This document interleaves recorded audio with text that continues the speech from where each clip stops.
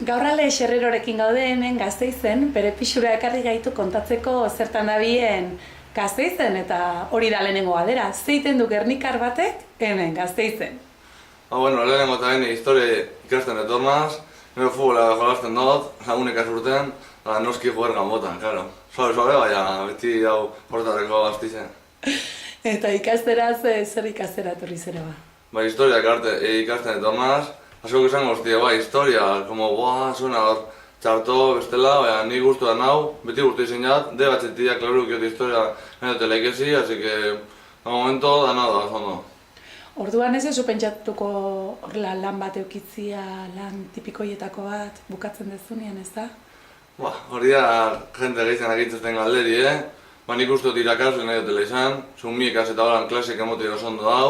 Gane, historia, nik jasiotena beste batxori transmititzen, nik uste dut hori ondo dagoela, zen museoetan da holan, uste eta joati ikusten da holan, baina, en plan, gila da holan, ez dut uste gehizauti detuko, irakasle mundu horretara.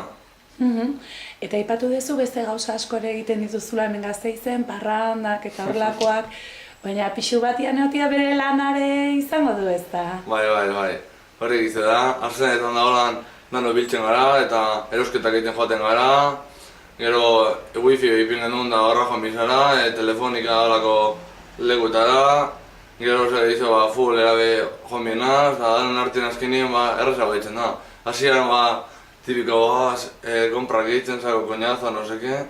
Gero azkenien egitzen gara eta ez da inbesteako ez. Orduan alde ongeio dauzka lanak eta ardura baino ematen dunez.